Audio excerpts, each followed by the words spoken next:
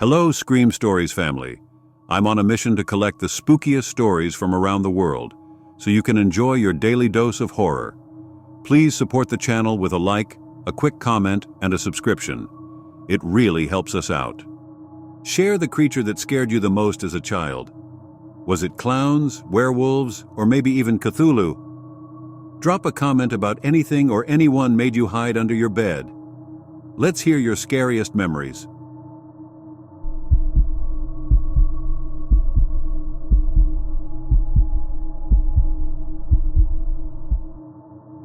If you're a camp counselor, stay away from Blackpine. I was driving my rusted-out Toyota Corolla, which somehow still had working speakers despite everything else about it falling apart. Jess sat shotgun, feet up on the dashboard, scrolling through her phone and occasionally smacking me on the arm to show me memes I couldn't look at.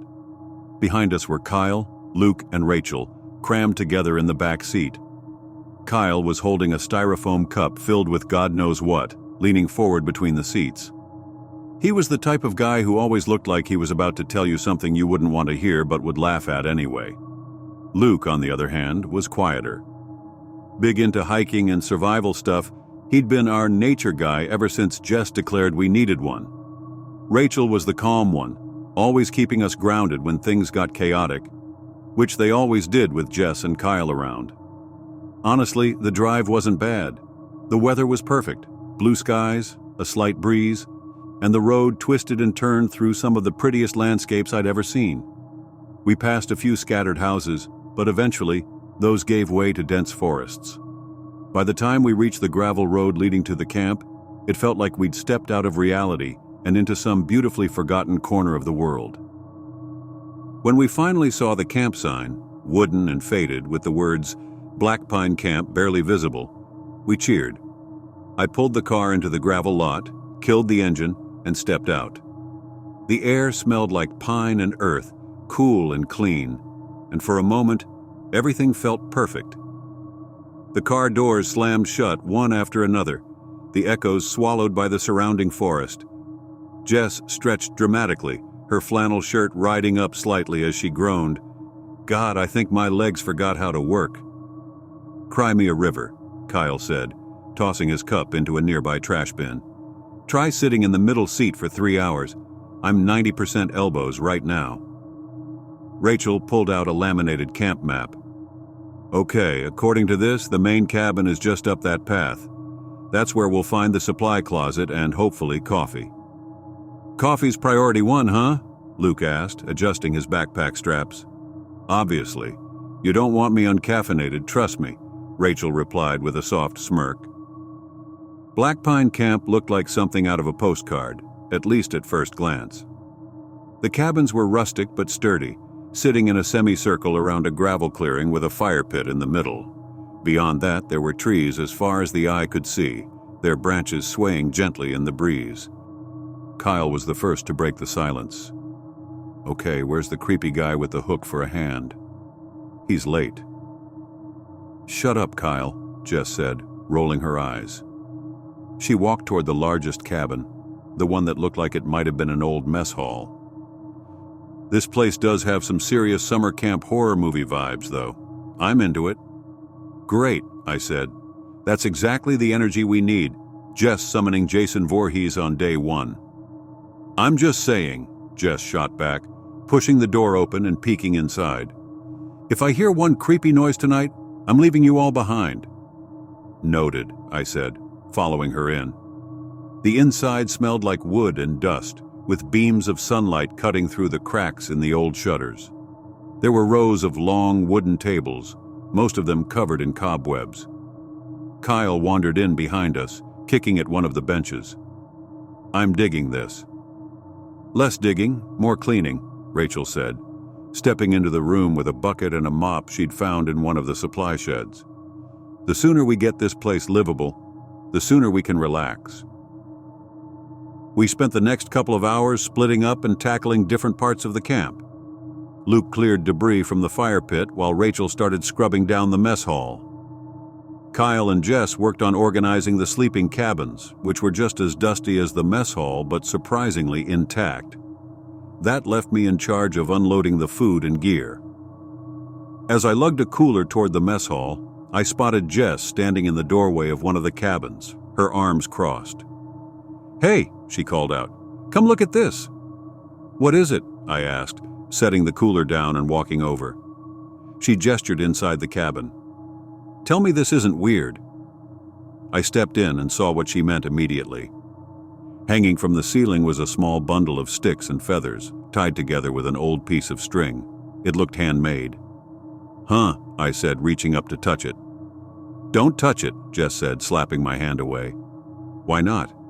"Because it's creepy as hell and I don't want you activating some ancient curse or something while I'm standing here." "It's probably just a decoration," I said.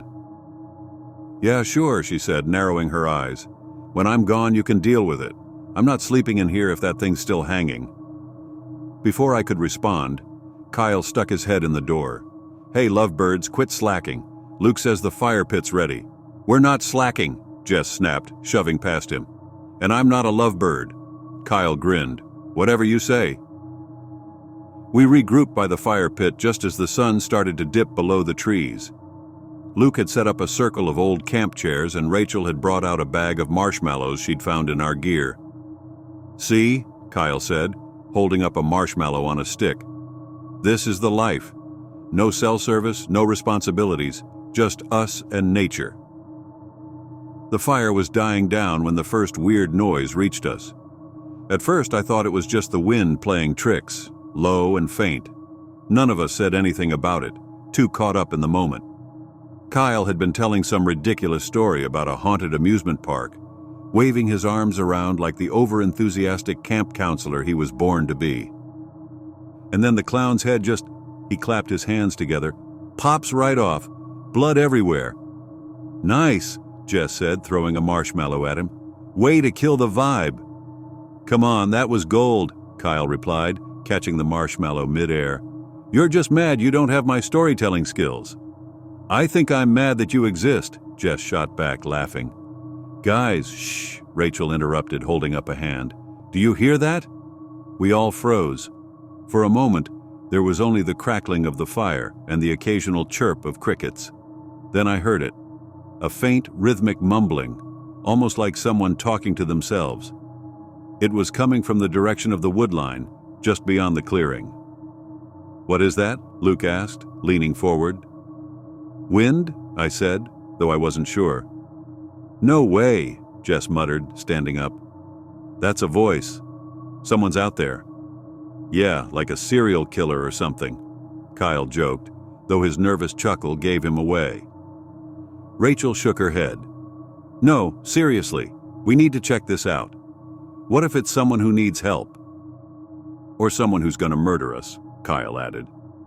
Jess rolled her eyes and grabbed one of the flashlights. "Shut up, we'll never know unless we look. Don't be a baby, Kyle." Reluctantly, we all grabbed whatever makeshift weapons we could find, firewood, long sticks, and followed Jess toward the sound. It grew louder as we neared the edge of the clearing, the mumbling taking on an unsettling rhythm. It was almost hypnotic, rising and falling in a set of odd jitters and cooing. We swept our flashlights around once the noise felt like it was in our ears. That's when we saw her. She was crawling through the dirt, hunched over like some wounded animal. The beam of Luke's flashlight caught her pale, wrinkled skin, and we froze.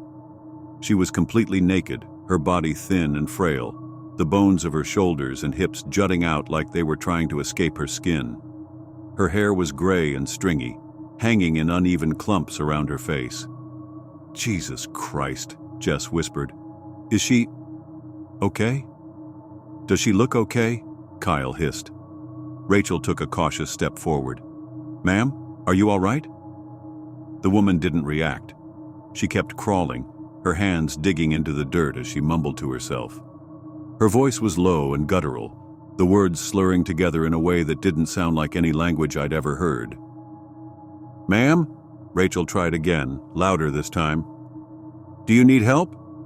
Still nothing. Luke swung the flashlight to her face, but she didn't even flinch.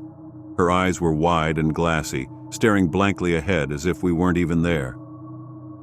"Maybe she's deaf," Jess whispered, her voice tight. "She's naked," Kyle said, his voice rising slightly. "Why the hell is she naked?" "Stop," Rachel said sharply. She stepped closer, holding her hands out like she was approaching a scared animal. "Hey, it's okay. We're not going to hurt you. Can you tell us what's wrong?" The woman suddenly stopped crawling, freezing in place. For a moment, the only sound was the wind rustling through the trees. Then she slowly turned her head toward Rachel. "Holy shit," Jess breathed. The woman's face was pale and sunken, her cheekbones sharp under her paper-thin skin. Her mouth hung open slightly, and for a brief, horrible moment, I thought she might smile.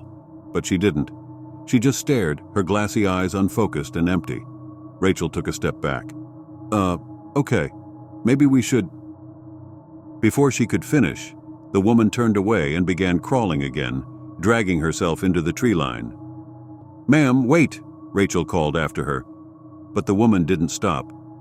Her mumbling resumed, louder now, her bony hands clawing at the ground as she disappeared into the darkness. "What the fuck was that?" Kyle said, his voice shaking. "I don't know," Luke said, lowering the flashlight. "But I don't think we should follow her." "Follow her?" Jess snapped. "Who the hell said anything about following her?" Rachel looked like she was about to argue, but then she glanced back at the woods and seemed to think better of it.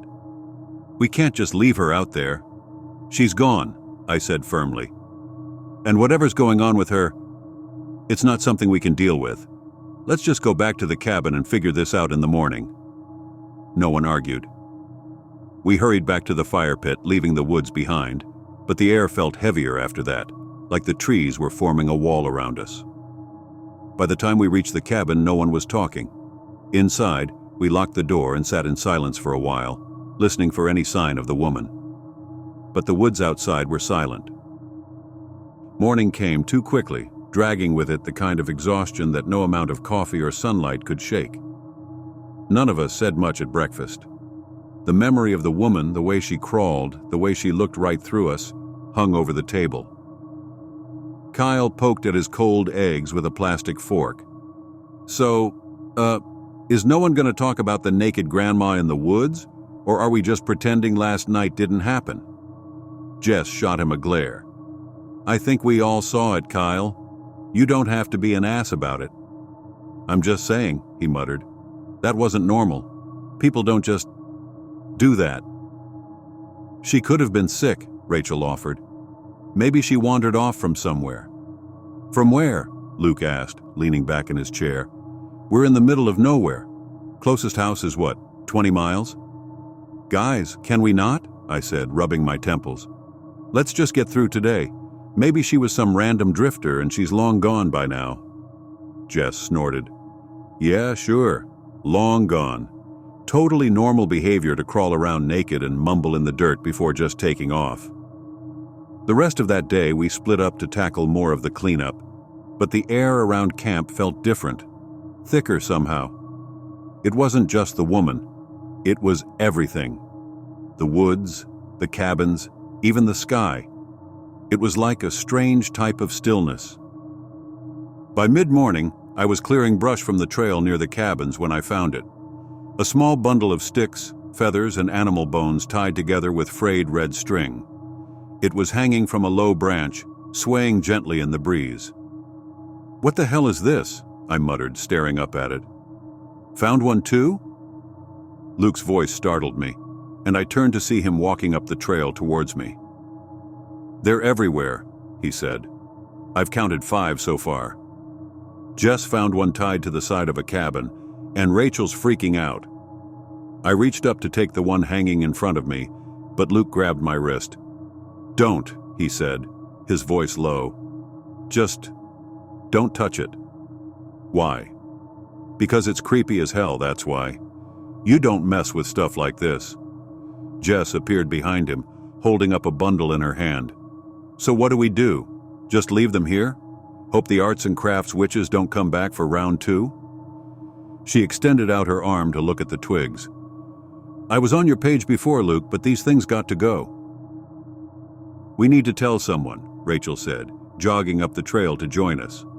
She was pale, her arms crossed tightly over her chest.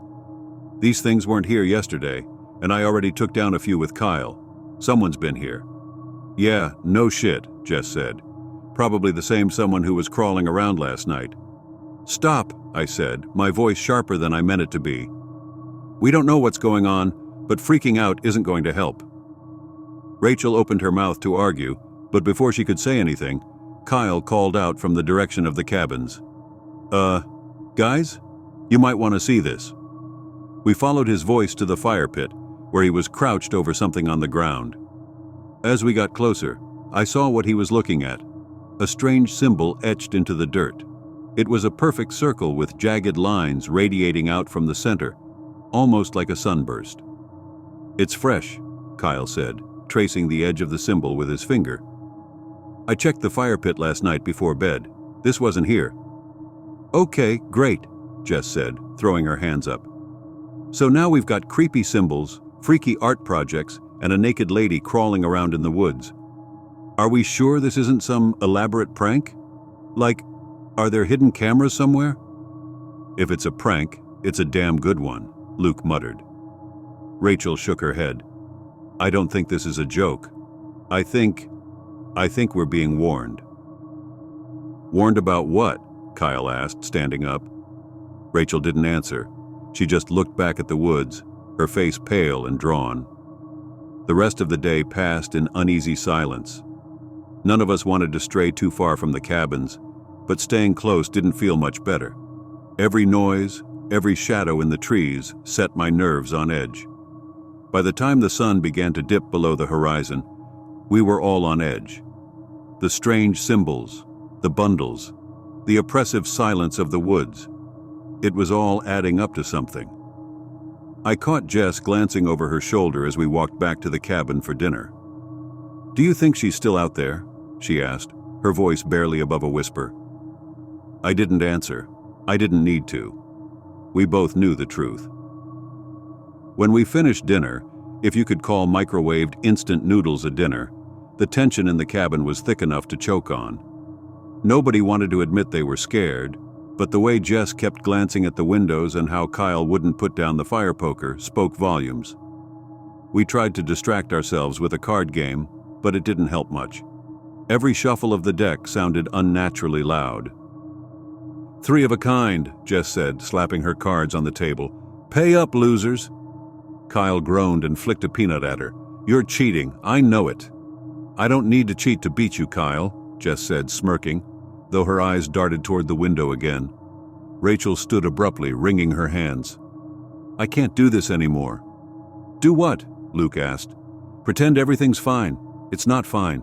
There's something wrong here. The symbols, the bundles, the woman, this whole place feels off. Great, Kyle said, tossing his cards on the table. Let's all panic. That'll totally fix everything. She's not wrong, though, Jess said, her voice softer. It's not just her. You all feel it, don't you?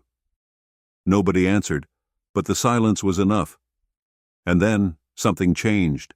It started faint, just like the night before, low, rhythmic mumbling, drifting through the trees. My stomach twisted as the sound grew louder, closer. It wasn't the same as last night. It wasn't one voice this time. It was many. Tell me that's the wind, Jess said, her voice trembling. It's not the wind, Luke muttered, already reaching for the flashlight. We crowded by the window, staring out into the dark. The fire pit was barely visible in the faint moonlight, but beyond it, a figure moved. At first, it was hard to make out, shadows shifting just outside the clearing. But as the mumbling grew louder, the shadows stepped into the open. They were old women. At least they looked like old women. They moved slowly, shuffling in uneven steps, their heads low and their shoulders hunched. The firelight caught their faces, wrinkled, pale, and blank, like the woman from the night before. There were 4 of them, all muttering under their breath in that same strange, guttural language. What the hell? Kyle whispered, backing away from the window. Are they? Rachel started, but her voice broke. They're old, Jess said, gripping the edge of the table. The women didn't seem to notice us. They shuffled around the fire pit, their muttering rising and falling like some bizarre chant. One of them stopped and tilted her head back, her mouth opening wide as if she was screaming, but no sound came out. "We should go out there," Rachel said suddenly. "Are you insane?" Jess snapped. "Did you not see what happened last night? We don't go near them." "They're just women," Rachel said, though her voice was shaking. "What if they're lost? What if they're—" "They're not lost," Luke said firmly. "Look at them. Does that seem lost to you?" We all turned back to the window. The women had started to move again, this time heading toward the woods. One of them paused at the edge of the trees and turned, staring directly at the cabin. I felt my breath catch. Her eyes were blank and milky, her expression slack. But somehow, I felt her looking through the cabin, like she could see us, see me. "Close the curtains," I whispered. Jess moved quickly, yanking the curtains shut and plunging the cabin into darkness. We all stood there for a moment, listening to the sound of our own breathing and the muffled murmurs of the women outside. After what felt like an eternity, the mumbling began to fade. "They're leaving," Luke said, his voice barely audible. Nobody moved until the forest fell silent again. Even then, we stayed huddled together in the center of the room, too afraid to speak. Eventually, Kyle broke the silence. "So, we're all just going to pretend that was normal, right?" "Shut up, Kyle," Jess said, but her voice wavered. None of us slept that night. Every creak of the cabin, every gust of wind, sounded like footsteps. I lay awake, staring at the ceiling, trying to convince myself it was over. But deep down, I knew the women would be back. None of us spoke much the next morning either. We sat around the cabin's small dining table, sipping instant coffee and avoiding each other's eyes. The daylight felt weaker than it should have, like the sun was trying to push through some hidden barrier. I kept glancing at the window, half expecting to see one of those women standing in the clearing. "We have to leave," Rachel said suddenly, breaking the silence. Her voice was hoarse, her face pale. "Today, right now." Jess nodded, barely touching her coffee. "Yeah, this place is messed up. I don't care if the camp leader gets mad. We're leaving." "Fine by me," Kyle muttered. "Let's pack up and get the hell out of here." Luke set his mug down and rubbed his temples. "Okay, but what's the plan? The car can only take so much gear, do we—" "We'll figure it out," Rachel interrupted. "We'll leave the camping supplies or whatever. We just have to—" A loud metallic clang echoed through the cabin, cutting her off. Everyone froze. "What the hell was that?" Jess whispered. "Sounded like it came from the car," Luke said, standing quickly. We all grabbed whatever we could find, flashlights, a crowbar, a broom, and headed outside. The clearing was empty, but the sound had definitely come from the direction of the parking area. When we reached the car, my stomach dropped. Both tires on the driver's side were slashed, deflated into sad, crumpled shapes against the gravel. A long, jagged tear ran down each one, as though something sharp and deliberate had ripped through them. "Jesus Christ," Jess muttered. "Not just that," Luke said, crouching near the hood. He pointed to a pool of dark liquid spreading under the car. "They cut the fuel line too." Kyle kicked at a rock, cursing under his breath. "Are you kidding me? Who the hell does this?" "The women," Rachel said, her voice trembling. "It was them. It has to be." Jess threw up her hands. "Okay, great. So now we're stranded in Fucktown. What do we do now?" "We wait," Luke said firmly, standing up. "The camp leader's supposed to show up tomorrow morning, right? That's, 24 hours? We can survive one more night." "One more night?" Rachel's voice cracked. "Did you see what they were doing out there? What if they come back? What if they don't leave this time?" "We don't have a choice," I said, trying to keep my voice steady. "We're not walking 20 miles through the woods with no cell service. We stay and we stick together." Jess looked like she wanted to argue, but she didn't. Instead, she folded her arms and stared at the ground. "Fine, but I'm not just standing here like a sitting duck. We're boarding this place up." We spent the rest of the day trying to stay busy. Luke and Kyle boarded up the windows in the cabins while Jess and I gathered firewood. Rachel sat by the radio, twisting the knobs in vain, trying to pick up a signal. "We should have left yesterday," she said when I came back inside. I didn't argue. She was right. As the afternoon wore on, the unease grew worse. None of us wanted to stray too far from the cabin, but being inside felt claustrophobic. The woods seemed darker than they should have been. At one point, Jess found another bundle laying near the fire pit, this one bigger than the others, with what looked like a tuft of animal fur tied to it. We didn't touch that one. By the time the sun started to set, we were all back in the main cabin, our nerves frayed and our tempers short. "Okay," Luke said. "If they show up again, we stick to the plan. Stay together, stay inside, and don't open the door." "What if they break in?" Kyle asked, his voice unsteady. "They won't," Luke said, though he didn't sound convinced. "We'll be fine." Nobody believed him. The sky outside darkened. I could feel it in my bones. The night was coming. It started with the wind. The shutters rattled, and the trees outside groaned like they were on the verge of snapping. Luke had locked and barred the doors earlier in the evening, and we'd shoved the cabin's 2 flimsy tables against them for good measure. But none of it felt like enough. Rachel was still by the radio, twisting the knobs in a desperate, silent plea for a signal. Jess was in the corner, gripping a kitchen knife she'd dug out of the supply shed, her lips pressed into a thin, furious line. Kyle sat on the floor, gripping the fire poker so tightly his knuckles had gone white. "What time is it?" Jess finally asked, breaking the silence. "Late," Luke said. He was crouched by the window, keeping an eye on the clearing through a crack in the boarded shutters. Jess laughed bitterly. "Great, super helpful. Thanks, Luke." "Cut it out," I said, trying to keep my voice steady. "We need to stay calm." "Calm?" she snapped.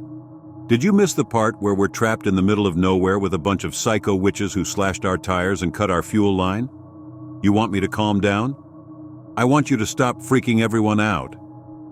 Before Jess could respond, Luke held up a hand. "Quiet." We all froze, every muscle in my body locking up as I strained to hear what he did. At first, there was nothing but the wind and the groaning trees. And then I heard it. The sound I'd been dreading since the sunset, the chanting. It started faint, like it had the night before, but this time, it wasn't coming from the woods. It was closer, much closer. "Jesus Christ," Rachel whispered. "They're here," Luke said, his voice flat. We crowded around the window, peeking out through the cracks. The fire pit at the center of the clearing glowed faintly with embers we thought had died hours ago. Figures moved in the shadows around it, their bodies lithe and jerky, like crows being yanked on leash. They were the same women from the previous night, or whatever was left of them. Their skin hung loose and torn, the raw pink flesh underneath glistening in the firelight. Their faces were pale and hollow, their eyes milky and empty, but their mouths moved in a synchronized rhythm, muttering words that didn't belong to any language I'd ever heard. One of them bent backward at an impossible angle, her head lolling unnaturally to one side as her voice grew louder. Another dragged something heavy behind her, a burlap sack that squirmed and bled onto the dirt. "Are those—" Kyle started, but his voice trailed off, his face ashen. The women moved with purpose, dragging the sack toward the fire pit. One reached into it and pulled out a struggling, writhing animal, a rabbit, I think. The woman held it high above her head, her muttering rising to a fever pitch, and then she ripped it open with her bare hands. Rachel let out a choked sob and stumbled back from the window, but I couldn't look away. Blood poured down the woman's arms, thick and dark, pooling at her feet. She flung the carcass into the fire, where it hissed and popped, filling the air with the sickening stench of burning flesh. The chanting grew louder, more aggressive. The other women followed suit, pulling more animals from the sack, mangled rabbits, a squirrel, something I couldn't even identify, and spilling their blood into the flames. "Stop watching!" Jess hissed, grabbing my arm and yanking me back from the window. We need to do something." "Do what?" Kyle said, his voice breaking. "What the hell are we supposed to do against that?" "We can't just sit here," Jess snapped. "They haven't come for us yet," Luke said quietly, his eyes still glued to the window. "We stay inside. We stay quiet. Maybe they'll—" He trailed off, but we all knew how that sentence was supposed to end. Maybe they'll leave. The fire in the clearing roared higher, throwing long, flickering shadows across the trees. One of the women began to scream, not in pain, but in what sounded like triumph. Her voice was guttural, inhuman, rising above the others as she threw her arms wide and tipped her head back to the sky. The others joined in, their bodies contorting in ways that shouldn't have been possible. Bones cracked, joints twisted, and yet they didn't stop moving. I pressed my hands over my ears, trying to block out the sound, but it was inside me, vibrating in my skull, in my chest, in the marrow of my bones. And then one of them stopped. She turned slowly, her head snapping unnaturally to one side, and stared directly at the cabin. "They know we're here," Rachel whispered, her voice trembling. The woman stepped forward, her movements erratic and uneven. Another followed her, and then another. They moved toward us, their eyes gleaming white in the firelight, their mouths still muttering. "Get away from the window," Luke ordered, but I was already backing up. The chanting grew louder, more frenzied, until it was deafening. I could feel it in my teeth, in my ribs. My vision blurred, and for a second, I thought I might pass out. And then, just as suddenly as it started, it stopped. The silence was worse than the noise. "They're not coming inside," Jess said, her voice trembling but defiant. "They're not—" A sharp, heavy thud against the door cut her off. We all froze, staring at the door, which buckled slightly under the impact. Another thud followed, and then another, each one louder and more violent. "They're trying to break in," Rachel whimpered. Luke grabbed the crowbar from the floor and stepped in front of the door. "Stay back," he said, his voice hard but shaking. The thudding stopped, and then, from the other side of the door, came a low, rasping voice. "Let us in." It wasn't a question. It was a demand. I wanted to scream, to run, to do anything but stand there, but my feet were rooted to the floor. "Don't move," Luke whispered. "Don't say anything." The voice came again, louder this time and closer. "Let us in." The firelight outside flickered, and I could see their shadows through the cracks in the shutters. They were everywhere, surrounding the cabin, waiting. The pounding on the door stopped. For a moment, the only sounds were our shaky breaths and the faint crackle of the fire outside. My heart was hammering so hard, I thought it might burst. Jess was clutching the kitchen knife like it was the only thing keeping her alive. Kyle held the fire poker, standing frozen near the window. "They're gone," Rachel whispered, though her voice shook with disbelief. "They're gone." Luke didn't move from the door. Number they're not. As if in answer, the window behind us shattered. Glass exploded inward, and Jess screamed as something long and clawed reached through, swiping at the air. The hand, or whatever it was pale and thin, its skin sagging off the bones like wet paper. "Get back!" Luke yelled, swinging the crowbar and slamming it against the frame. The creature retracted its arm with a guttural hiss. "Block it! Block the window!" Kyle shouted, grabbing a chair and slamming it against the broken pane. Before we could catch our breath, another window shattered, then another. The sound was deafening, each break followed by the relentless muttering and scratching of those things clawing at the cabin's defenses. "They're everywhere!" Jess screamed, backing toward the corner of the room. "Basement!" Luke shouted, pointing toward the trapdoor near the kitchen. "We can barricade ourselves down there." We scrambled for the trapdoor, Rachel practically dragging me as my legs felt like lead. Jess was already there, yanking it open and shoving the others through. "Hurry!" she yelled. Kyle went next, followed by Rachel. Luke shoved me toward the opening. "Go!" I climbed down the creaking ladder into the damp, dark basement. The air smelled like mildew and old dirt. Rachel fumbled with her flashlight, casting jagged beams of light across the low, claustrophobic space. Luke followed, slamming the trapdoor shut above him, just as another crash rang out from the cabin. Something heavy landed on the floor above us, followed by the sharp scrape of claws against wood. We all huddled in the corner, our backs pressed against the cold stone wall. The room was deathly silent, except for the sound of our breathing. For a moment, I thought maybe we were safe. Then we heard the trapdoor creak. "No," Jess whispered, gripping the knife so tightly her hand was shaking. "No, no, no." The door groaned, the wood splintering as something heavy pressed against it. The muttering was louder now, filling the room like a dozen bell chimes, and then the trapdoor shattered. The first one dropped into the basement with a sickening crunch. Her legs bent the wrong way when she landed, but she didn't seem to notice. Her skin hung off her frame in wet, rotting folds, and her milky eyes glowed faintly in the dark. Jess lunged forward, slashing with the knife, but the hag moved unnaturally fast, twisting around her strike and slamming her to the ground. Jess screamed as claws raked across her chest, tearing through her shirt and skin like paper.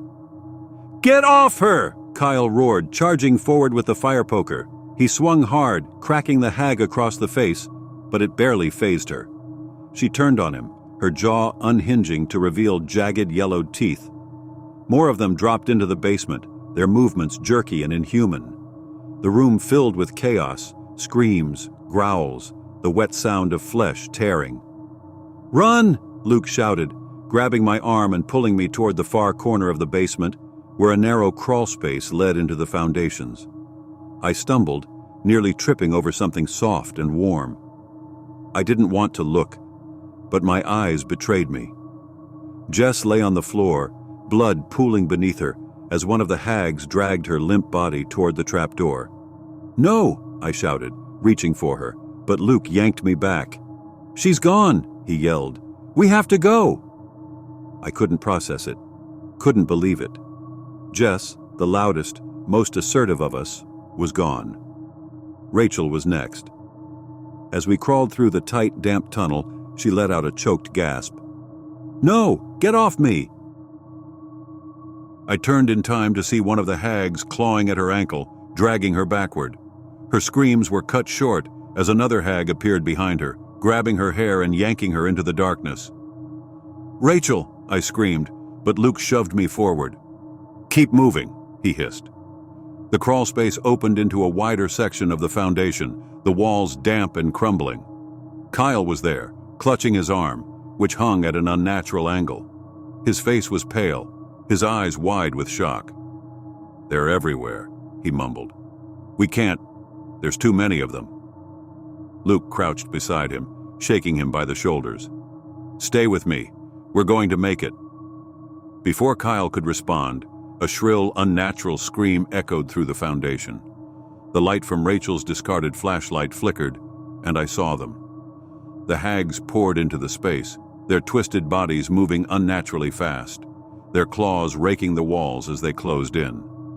Kyle let out a ragged yell and lunged forward, swinging the fire poker with his good arm. He hit one of the creatures, but another slammed into him from the side, sending him sprawling. I didn't see what happened next. I didn't want to. Luke grabbed my hand and pulled me into a narrow crack in the foundation. We pressed ourselves into the tight space, the cold stone digging into my back.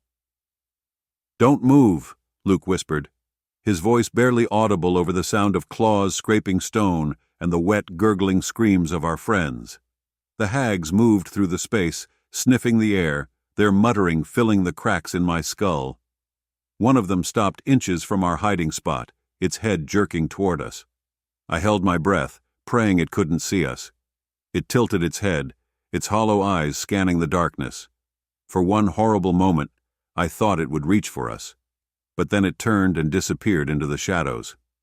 The screams stopped. Luke and I stayed in that crack for what felt like hours, too afraid to move, too afraid to breathe. The muttering faded, replaced by the distant whisper of wind through wood. When we finally crawled out, the basement was empty. The walls were splattered with blood, and the air reeked of copper and decay. Jess, Kyle, Rachel, they were gone. The basement was silent, the kind of silent that makes your ears ring. My legs were cramping from how long Luke and I had been wedged into the crack in the foundation, but I didn't dare move. Neither of us did. I stared at the floor in front of me, trying not to focus on the blood spattered across the stone or the claw marks gouged into the walls. My mind was fractured, cycling through images of Jess's limp body, Rachel's screams, and the wet, sickening sounds of what they did to Kyle. I didn't realize I was crying until Luke touched my arm. His face was pale, streaked with dirt and sweat, and his eyes were hollow. He didn't speak. He just pointed to the faint sliver of light filtering in from the broken trapdoor above. "They're gone," he mouthed, his voice too weak to form actual words. I shook my head. "You don't know that," I whispered, though my voice cracked. "I do," he insisted, his voice barely audible. "Listen." I forced myself to listen. The hags' guttural muttering, the scraping of their claws, the screaming, they were gone. Luke reached out slowly, testing the air. When nothing happened, he motioned for me to follow. It took everything I had to crawl out of the crack. My body felt heavy, my arms and legs trembling as if they weren't mine. The basement felt smaller than it had before, every corner soaked in death. Luke and I climbed the broken remains of the ladder and pushed the trapdoor open cautiously. The cabin was destroyed. Furniture was overturned, the walls gouged and broken, and the floorboards were slick with blood. I tried not to look too closely at the stains, at what was left of our friends. "Keep moving," Luke muttered, his voice hoarse. "Don't stop." We stepped into the clearing. The fire pit was still smoldering, the embers casting long, flickering shadows across the camp. The bundles of sticks and feathers were scattered across the ground, soaked in what I hoped was water, but knew wasn't. There was no sign of the hags. When the first light of dawn broke through the trees, I almost cried. The pale yellow glow didn't feel real, like it was some cruel hallucination meant to lure us deeper into the nightmare. But the further we walked, the brighter it became. And then we heard the rumbling of a truck. It was parked just off the dirt road, a beat-up old thing with the camp's logo painted on the side, the camp leader's truck. Luke broke into a run, shouting and waving his arms, but I hung back, my legs refusing to move. I watched as the door opened and a man stepped out, his face wrinkled and weathered, but undeniably human. "Jesus Christ, what happened to you kids?" the camp leader asked, his voice thick with concern. Luke fell to his knees, gasping for breath. "They're dead," he said, his voice cracking. "They're all dead." The man's face fell.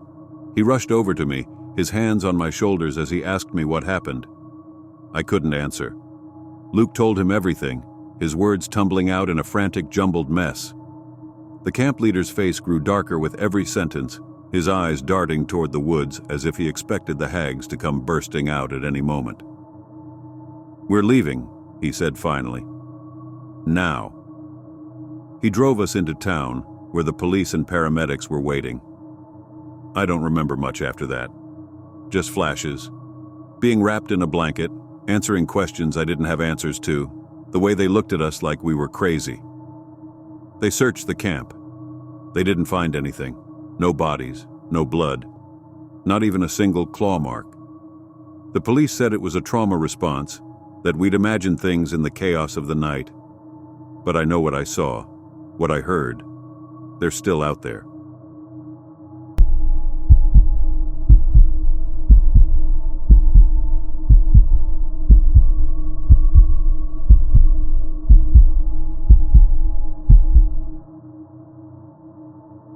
The cave has claimed at least 5 already, and if they don't heed my warnings, it will take more.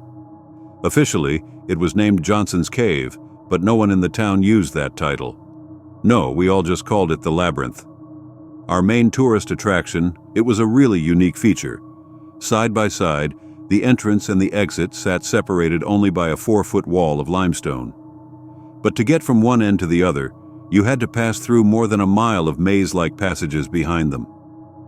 Most paths led to a dead end, but there was exactly one route, one perfect sequence of turns, you could take that would lead you out. Signs placed back in the 70s could be used for hints to help you find your way. But the challenge was to make it through without using any of those or one of the maps provided at the trailhead. Because even for those who had completed it successfully dozens of times, it could be disorienting. Dim lighting installed in the 80s helped somewhat considering, as it wasn't very powerful, it was still a vast improvement over the pitch black of an unlit subterranean pit. Regardless of the measures they took to make it easier, however, there was just a certain atmosphere within. Many found it difficult to remember why they entered in the first place, let alone the intricate series of operations required to negotiate to the exit. Despite the maps and signage, park rangers still had to enter at least once a week to recover someone who'd become hopelessly lost. Yet some of them claimed their misdirection arose differently than simply taking a few wrong turns. Some claimed they'd been following a voice, one offering to show them the way, one that was always just in the next room. Local lore stressed to never explore the maze alone. In the early 90s, staff was only on site during the day and used a paper tracking system to document who was in the cave at any given time. Prospective spelunkers needed to register with them on the way in and on the way out, but it was all done by hand. And for larger groups, they usually only made one person sign in and report their party size before entering. Surprisingly, though it sounds shoddy by today's standards, it had worked without major issue for years. The rangers even felt confident enough in it that after closing, they'd shut the lights off within to conserve energy and minimize the impact on the cave ecosystem. But their system had a serious flaw. It relied on the honesty of people. The tales shared around campfires told of at least 3 cavers before my time who'd entered the Labyrinth and never left again. And I was 4 years old in 1995 when it claimed the 4th. There was a passageway in the deepest chamber of the main maze that was closed to the general public. Locked behind a gate, the section beyond was only accessible to park staff, though no one had entered it in nearly 10 years by that summer. Not since victim number 3 was rumored to have disappeared within its tunnels. Stories varied as to why it was restricted in the first place. Some alleged it was littered with pockets of toxic gas. Others insisted it was due to sheer drops into bottomless chasms. A few purported the forbidden caverns were inhabited by monstrous, violent cryptids of a kind. But when you asked someone that had actually gone through the gate, they'd just say the area didn't seem right. The lighting didn't extend into those tunnels, and they stated it always felt like something was watching them from the blackness, something they were never quite quick enough to spot with their headlamps. And there existed no reliable map to follow. Sure, there had been efforts to plot the region, but those that had attempted would swear it was impossible because it changes. It was this area that generated the fear of exploring the cave solo. Whatever dangers lie within it, the accounts of the missing spelunkers shared 2 consistencies. All 3 cavers had been exploring beyond the gate, and all 3 had been alone when they vanished. Yet their bodies were never recovered. No one could be sure that they'd actually perished inside. However, when 12-year-old Christopher Shields lost his life, speculation grew that they'd met a similar fate. Chris was not a popular boy, more interested in his studies than athletics or social endeavors. The classic teacher's pet had the unfortunate fate of attending grade school in the early 90s, when being a nerd made you an immediate target. And as was the case with many 90s nerds, he became the victim of a prank gone horribly wrong. When the cool boys in his class invited Chris to hang out, he reportedly told his mother how excited he was to finally have friends, his only emotion when they led him into the labyrinth being the joy of acceptance. However, unbeknownst to Chris, the other boys gave the Rangers the wrong count for their group, and when the rest of the party emerged hours later without him, park staff was none the wiser. During their subsequent trials, the boys confessed that one by one, they'd peeled away from Chris until he was left all alone in the maze.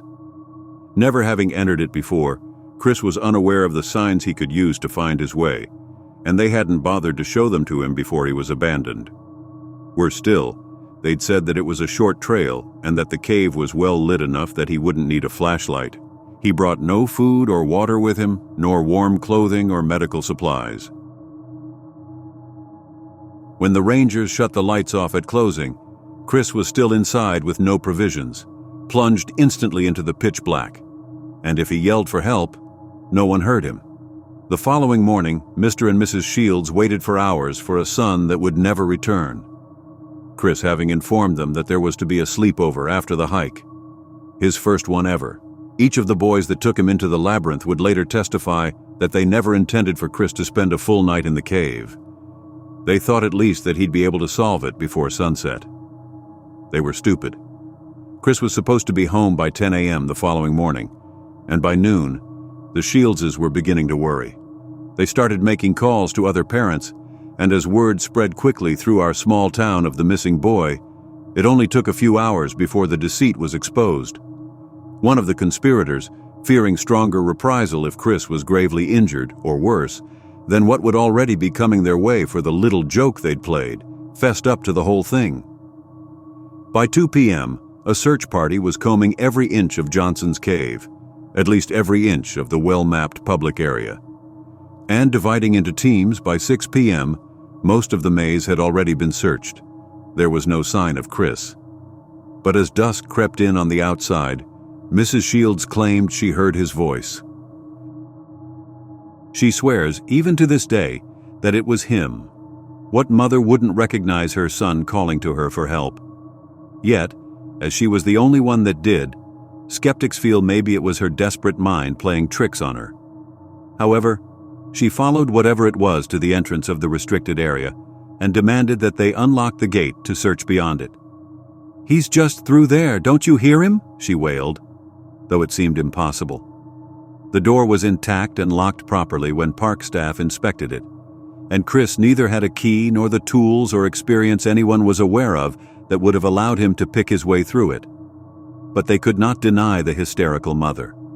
And as they were confident by that time that Chris wasn't anywhere else within the cave, they relented. Some men experienced with the typically prohibited tunnels entered, and they were astonished to discover that Mrs. Shields was right. A few hundred yards past the gate, they found her son's lifeless body, a scream still frozen on his face. She cursed the men who'd found him for not acting faster, howling through anguished tears that she'd heard him alive just 30 minutes before the body was located. No amount of explaining to her that it was not possible that he'd been calling to her assuaged her fury. Even when they told her, after they'd examined his corpse, that Chris had died at least 16 hours earlier. No one was ever formally charged in his death. It was ruled a tragic accident as there was no evidence to say otherwise. The autopsy found no signs of foul play, but then again, it found no signs of what had killed him at all. All they were able to confirm is that at some point, his heart stopped beating. The boys that played the prank were initially suspected of having murdered Chris and hidden his body where it was found, but their parents were able to provide alibis for them. The sleepover was real, and the boys were all in attendance at the time of Chris's passing. The leading theory then became that someone else had taken Chris beyond the gate and stolen his life from him. Someone else that had maybe stumbled upon him all alone and saw an opportunity for nefarious a deed. But no one came forward, and no new evidence surfaced. The pranksters were sentenced to a bit of community service, and the case went cold. After Chris's death, it was decided that Johnson's cave needed some serious safety improvements if it was to remain open to the public. So, it was closed for a short period.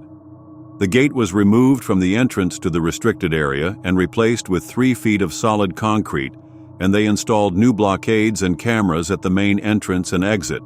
Now, anybody that wanted to tour the Labyrinth would have to pass through full-height turnstiles manned by park staff when entering and leaving, ensuring an accurate count of each person within. Any discrepancies could be verified by the cameras, and they guaranteed the public of its robustness, even going so far as to hire a night shift guard to prevent anyone from sneaking in after hours. It was a fairly basic system, but much improved from the old hand count honor system that was used before. On each of the turnstiles, there was a button both inside and outside that would unlock them to rotate either to let someone in or let someone out, allowing people who wanted to give up on making it all the way through the ability to return to the entrance and leave that way, or for cavers who wanted an additional challenge, to work the maze backwards by starting at the exit. As hikers came and went through either gate, the system would calculate the total number of people inside, as well as the total number of people who entered for the day. Simple. Foolproof. When they reopened, they believed they'd made it impossible to have a repeat of the Christopher Shields tragedy. But they were wrong. When I was 14, the cave claimed my best friend, Brandon Collins, and it tried to take me too. To say Brandon was obsessed with the Labyrinth would be an understatement. By the summer of 2005, he'd already completed it successfully over 40 times. His parents had given him an unlimited pass for his 14th birthday, along with the freedom to go exploring on his own.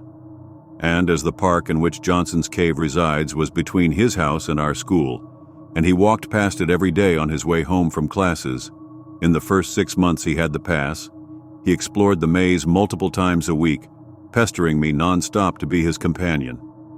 Brandon and I had been best friends since the first grade. As I was an only child, he was the closest thing I had to a brother. And though it cost me $3 every time I capitulated, I navigated the cave with him on several occasions just to support his passion. Though, truthfully, I didn't quite understand his fixation as, to me, it was just another hike.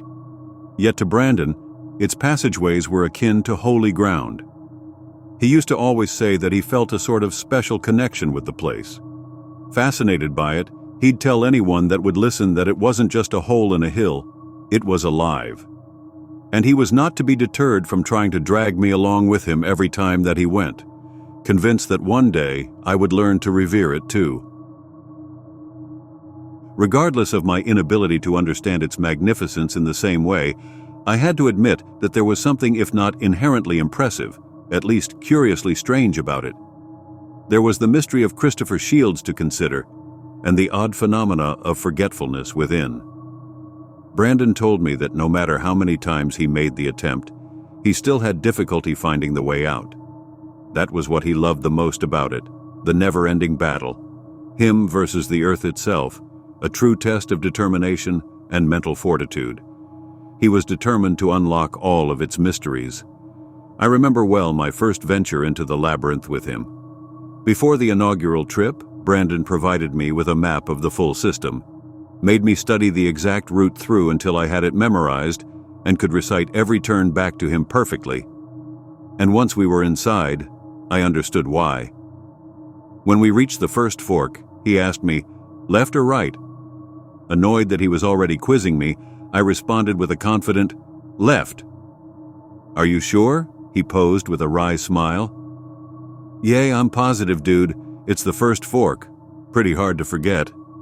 I incredulously replied. "Okay then, let's try that way," he said as he started down the corridor. But 5 minutes later, the tunnel we were marching down came to an abrupt end. Staring at the solid wall in front of me, I was baffled by how I'd managed to get the very first turn wrong.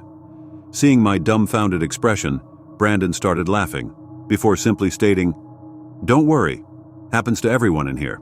I've ended up exactly where you're standing more times than I can count." Returning to where path had originally branched off, I knew now that we were supposed to head down the opposite trail from the one that I'd selected, but looking at the two options before me, I found that I couldn't remember which one went back to the entrance and which one led deeper into the cave.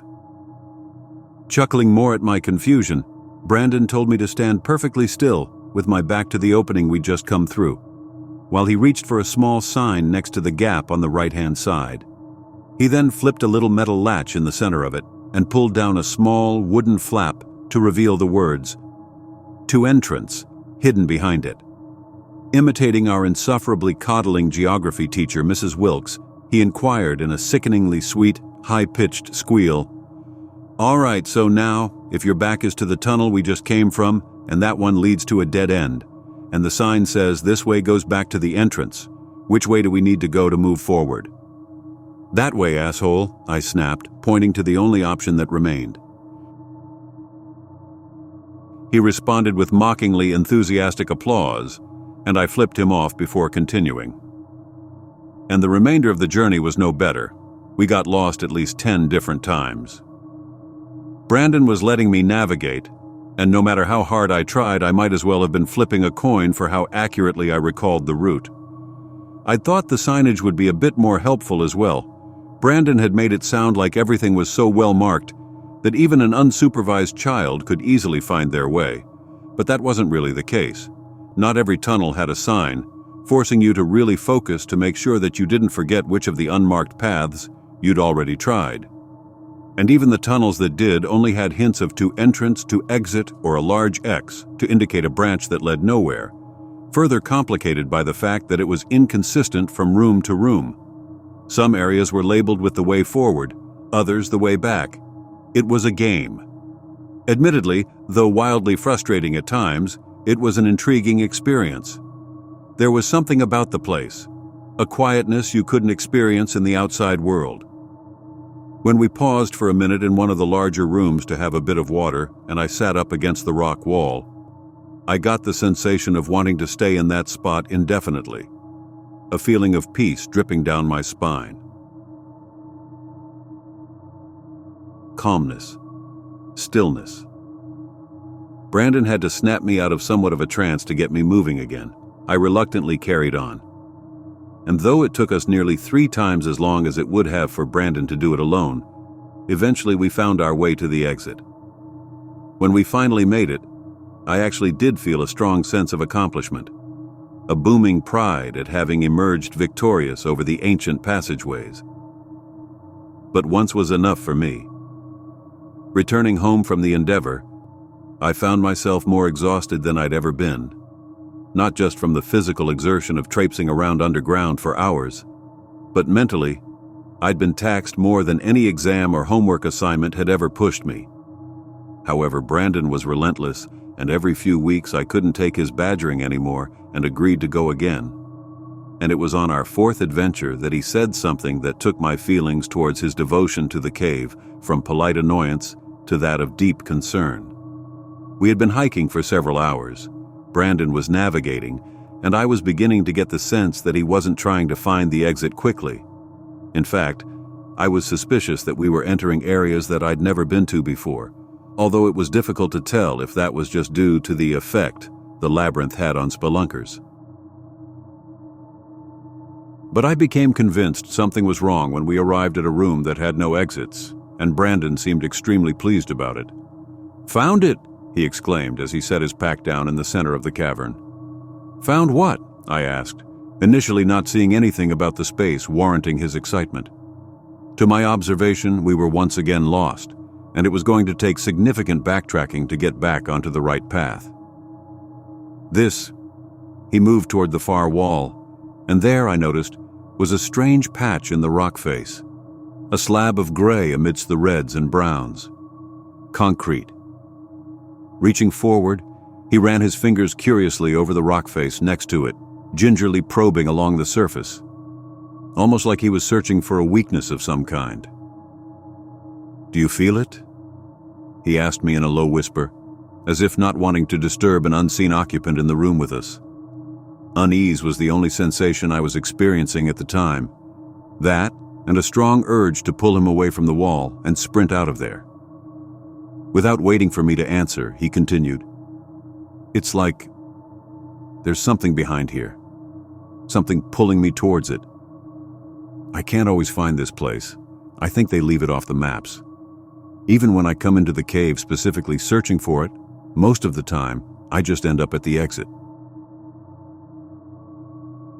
But sometimes, if I listen closely, I hear something, a faint voice, always just in the next room. If I follow it, it leads me here." He never turned while he was speaking. I wasn't sure if he was talking to me or to himself. For a moment, I thought he was maybe messing with me, trying to give me a scare, but it was like he had forgotten I was even there. His behavior sent a chill through me. Reflexively, I dropped my voice to match his as I anxiously approached him from behind. "Hey Brandon, I think we should get out of here," I begged. Still staring straight at the wall, caressing the sealed surface, he replied, "Yay, you're right. We should go. It's not time. Need to come at night. It doesn't like the light." He removed his hand and stepped back. I jumped a foot in the air when he suddenly returned to his normal speaking volume to ask me, "Dude, what are you doing?" in reference to me being mere inches behind him when he spun and nearly crashed into me. You were... Never mind. Can we go?" I replied. "Yay, all right, let's get moving," he said, as he picked up his pack from the floor. We made it out without further incident. But Brandon wasn't as thrilled as he normally was when we exited, clicking his way through the turnstile and signing out with the ranger without any of the usual fanfare. When I asked if he was okay, he told me that he was just tired, but I could tell he was lying to me. Need to come at night. The words kept playing over in my head. I kept thinking of Christopher Shields trapped in the dark. Had he heard someone guiding him to that part of the cave too? Had he felt the pull that Brandon described? I tried to talk to him about what had happened in the hidden chamber, but he kept brushing it off, pretending like nothing abnormal occurred in there, which I thought was fair. Yes, he'd said some creepy things, and yes, the room had made me uneasy, but I reminded myself that Brandon had been spending a lot of time alone in a cave. It was possible he was letting Chris's story seep into his mind a bit too much, and he was starting to hear things amidst the silence and the solitude. I told myself not to worry. Even if Brandon wanted to, there was no way he could enter the labyrinth at night. And if he did somehow make it past the guard and the cameras, the restricted area of the cave was behind a 3-foot wall of concrete. The worst that would happen would be he'd have to sleep on a rock floor in a cold, dark room until rangers eventually went in and dragged him out in the morning. But I still didn't think it was healthy for him to keep spending so much time in there. I used some of the tenacity techniques he'd pulled on me to force him to come and play basketball or go fishing instead of running the maze for the 50th time. And I thought he was starting to come around. By the middle of August, it had been 3 weeks since he'd even asked me to come on a hike with him. Everything seemed to be trending in the right direction. Until the evening of August 17th, 2005. Brandon never came home from school. It wasn't completely abnormal that summer for him to arrive later.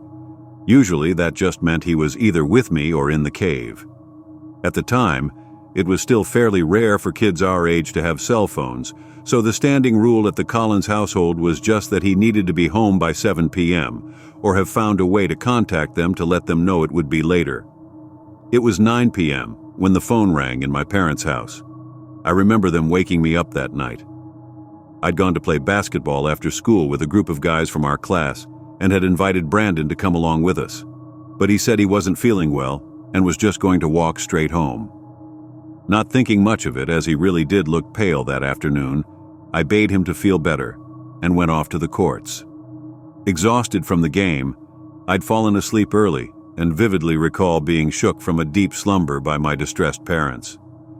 When they asked if I knew why Brandon hadn't come home that evening or where he might be, the words formed in my mind without me even having to think on them. The Labyrinth. I told them about my last conversation with him, that he'd told me he was going home, but that if he hadn't arrived there, then most likely he was in the maze. But my parents informed me that the Collinses had already called the park. The guard on duty verified that Brandon's name was not on the list of registered hikers for the day, and that the count of people remaining in the cave stood at a firm 0 as recorded by the system. Moreover, the turnstiles were set to alarm if they rotated after closing, and neither the one at the entrance or exit had tripped. In their minds, he couldn't be there. Yet in my mind, it was the only place that he could be. Brandon was smart, and he was at that park so often that if there was a weakness to exploit in their security, I was sure he would have found it. I tried to convince my parents that they should tell the Collins that if they were going to search for him, They should start at the cave despite the impossibility of him being there, but my pleas fell on deaf ears.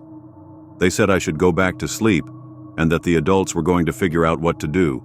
The police were going to get involved and that they'd likely find him in the next few hours. I was assured that before I woke up, he'd be back home with his parents. However, they didn't account for me not giving a shit about anything they'd just said. True, I had convinced myself already that there were no real threats to be had in the labyrinth after dark, and it was his own damn fault for sneaking in there, but I had a gut feeling that he was in danger, that every minute he continued to spend in there was a threat to his mortality. Acting on pure instinct, as soon as my parents left my room, I grabbed a flashlight from the closet and climbed out the window. It was a cool summer evening. The damp air smelled of impending rain. Hopping the back fence, I took a shortcut through the woods, picking my way through the trees as swiftly as my newly awakened legs would allow. And along the way, I tried to imagine how he might have done it. The turnstiles they installed blocked both the entrance and exit to the degree that you could not get into or out of, either opening without passing through them. Also, the ranger's booth sat in between the two and was staffed full-time. The way the surrounding rocks naturally funneled visitors to the cave, it was impossible to even get to the barricades without passing within a few feet of it. As I considered how Brandon had succeeded in cheating security, I began to ponder how the hell I was going to do it myself. With the night guard in the booth, there was no way I was going to be able to sneak by without him seeing me.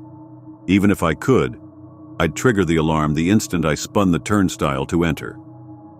With little time to formulate a solid or even halfway intelligent plan, I opted to go with the first strategy that came to mind. Brute force. When I arrived at the mouth of the valley that fed its way down to the cave, I paused for a brief moment to collect myself. And then I charged. Sprinting as quickly as I could, I ran full speed towards the entrance, ignoring the shouts that I started to hear as I approached. My plan was simple. The guard would take a few seconds to get out of the booth once he noticed me. If I could put enough distance between us, I was confident that once we were both inside the maze, I could lose him in the branching passages. Right, right, right, right, I chanted it as I approached the turnstile, trying to force my brain to remember the direction I'd need to go at the first fork, knowing from prior experience that as soon as I crossed over the boundary into the earth, I might forget. Arriving at the gate, I slammed my hand into the button to unlock the rotating barrier and pushed my way through. And when I did, a blaring siren began to pierce my ears, drowning out the yells of the man chasing me. Undaunted, I picked my pace back up, refusing to look behind to see if I was about to be imminently captured, focused solely on my task. Right, right, right. No, left, left. Wait, no, right, no, left. Shit! Mere feet beyond the barricade, and I was already forgetting which direction I needed to go, aware that if I chose incorrectly, I'd find myself at a dead end, and likely be caught before I even had a chance to begin my search for Brandon. Moving as quickly as I dared into the deepening blackness, I appreciated for the first time the true meaning of the word dark. The faint lights lining the walls had always been illuminated in my prior delves with Brandon. Now, with their bulbs devoid of power, I realized that beyond the beam of my flashlight, my eyes could perceive nothing. The rangers would still shut them off at night, but I had assumed that the guard would switch them on before coming after me. In his haste to pursue, it appeared he'd forgotten. I wasn't sure if this was better or worse for me. It would make it more difficult for me to navigate the tunnels, but it would also likely make it more difficult for him to catch up to me. Better or worse didn't matter much, though. I couldn't change the situation. Pressing onward was my only option if I wanted to find my friend. And after several minutes of careful jogging, I managed to make it to the first fork with enough of a lead on the guard that when I stopped and hazarded a glance back down the path I'd come from, I couldn't see his light behind me. Nor, I found, could I hear his shouts or footsteps, nor any sounds at all, actually. I had been so caught up in what I was doing that I hadn't noticed the bleats of the alarm fade out. It had been ear-splittingly loud when it went off, and I was only a few hundred yards away from it. I thought I should at least still hear some remnant of its horns. But I found silence. Left or right, left or right? I posed the question to myself as I alternately hovered my light over the openings that split either side of the room. Then suddenly, out of deafening quiet, a whisper met my ears. Matt. I'm sure it would have triggered a survival instinct to flee if my adrenaline hadn't already been so high, but I was on a mission, and the voice calling my name sounded familiar. Brandon, I responded, as calmly as possible, a small feeling of relief breaking through that I might have found him already. This way, it replied. Which way? Where are you? I panned my flashlight to the right-hand tunnel where the barely perceptible words seemed to be echoing from. Down here? It answered from just beyond my beam of light. Growing annoyed that he was hiding from me, I snapped back, Dude, quit screwing around and get out here. Let's just turn ourselves into the guard and go home. Number you follow. I will show the way, came the cryptic response. A light began to bob along the walls from behind me. I had little time to make a decision. Hurry, he is coming, the voice encouraged me. I wasn't sure why he was refusing to come with me, but I reasoned that he might be trying to prevent my getting caught to keep me out of trouble. With the window to choose rapidly closing and struggling to think clearly, I trepidatiously turned to the path on the right and marched forward. Hoping I would find Brandon shortly ahead, I was frustrated when I made it to the next fork, still without him appearing. This way. The voice came from the left-hand branch. I opened my mouth to ask why he hadn't emerged yet, but it cut me off. Follow, it demanded. Deeper, I continued into the maze, obeying the voice's instructions at every junction. After the fifth turn, I was no longer worried about the guard finding me, positive that at some point our paths had diverged and I was well beyond his reach. However, I was growing worried about where I was being led. It was Brandon. I could swear it was Brandon. I'd known him for 7 years. We'd grown up together. I was sure it was his voice. Yet there was something off about it, a gravelly grate underneath the normal snarky pitch. And why hadn't he shown his face? Why did he continue to stay just out of view? I began to think of the stories of Christopher Shields, but those were just stories. After what felt like hours and countless twists through narrow passageways, I reached a room with only one exit opposite the corridor I'd just entered it from. Stop, the voice directed from the tunnel ahead. Why? Where am I? I inquired. Almost there. It replied, Turn it off. What? Was all I could muster in my confusion. The light. So bright. It hissed. The flashlight was the only thing keeping me out of a complete panic at that point. The little bit of light it provided gave me a small sense of security. No! Are you crazy?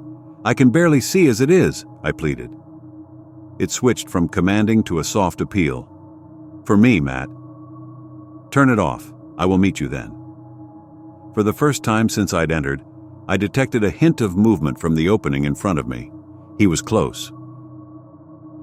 I wanted to get to him.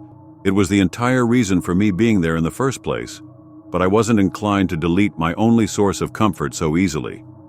Moving forward, I reached the entrance to the channel before me without meeting its request, when it insisted, more forcefully. No light. It hurts.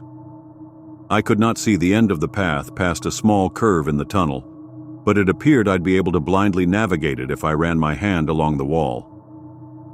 Considering that Brandon had been in the cave for hours, I thought that maybe his eyes were so sensitive that even my weak torch was searing them. I didn't want to hurt him. Apprehensively, I clicked the flashlight off and plunged myself into pitch black. Good. Follow. Without a visual reference, I kept the fingertips from my right hand on the rock surface while placing the flashlight in my back pocket. Then, putting my left hand out in front of me to avoid crashing into something face first, I cautiously tiptoed onward. Eventually, after what felt like ages, I felt the corridor open up into a larger space. "Yes, good. This way. Come this way. Nearly there. Come to me." The voice was leading me across an open cavern. Wildly, I flailed my arms around, waiting to connect with flesh, praying I'd see Brandon soon. But it was only guiding me to another passageway. When my hands finally collided with a hard surface, I discerned a slender crack in the rock, just wide enough that I would be able to squeeze my body into it. "Come through. Come through. Join us!" "Us?" I yelped. Something was wrong. Terribly wrong. Brandon's voice had mixed with that of others I didn't recognize, the grating timbre now impossible to ignore. I backed away from the wall and reached for the flashlight in my pocket.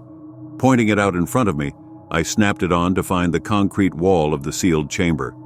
And next to it, where there should have been nothing but solid rock, there was a portal, a hole where one shouldn't be.